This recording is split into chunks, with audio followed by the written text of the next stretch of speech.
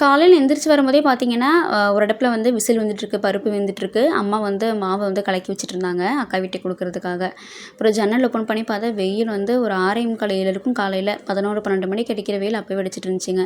இப்படி அடிக்கிறது அதுக்கப்புறம் 2:30, 3 மணிக்கு கேட்டா மதியானம் மோடம் போட்டு மழை வர ஆரம்பிச்சிருது. சடனா கிளைமேட் சேஞ்ச் ஆகுறனால வந்துட்டு, கண்டிப்பா வந்து ஹெல்த் இஷ்யூஸ் வரும் இல்லைங்களா? அது கிட்ஸுக்குலாம் சொல்லவே வேண்டாம். அதுவும் இந்த டைம்ல நான்வெஜ் வந்து கொஞ்சம் ஸ்கிப் பண்றது வந்து ரொம்ப நல்லது அப்படிம்பாங்க. அதுக்கப்புறம் பார்த்தீங்கன்னா, டீ ஊத்திட்டு வந்து வெளில கொஞ்ச நேரம் நடந்துட்டே குடிச்சிட்டேன். இன்றைக்கி சமையல் சிம்பிள் தானே, இட்லி அண்டு சாம்பார் தான்.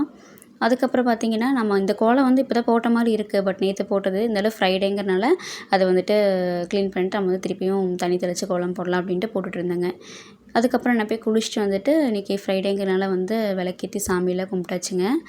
இனி ரெடி ஆயாச்சு. இனி வந்துட்டு ஒர்க்குக்கு வந்து கிளம்புறது தான். ஸோ இன்றைக்கி மார்னிங் வந்து ரொம்பவே வந்துட்டு என்ன சொல்கிறது, ப்ளசண்ட்டாக ரொம்ப அமைதியாகவும் போச்சு. குக்கிங் பார்த்திங்கன்னா சூப்பராக சாம்பார் வச்சுருந்தாங்க.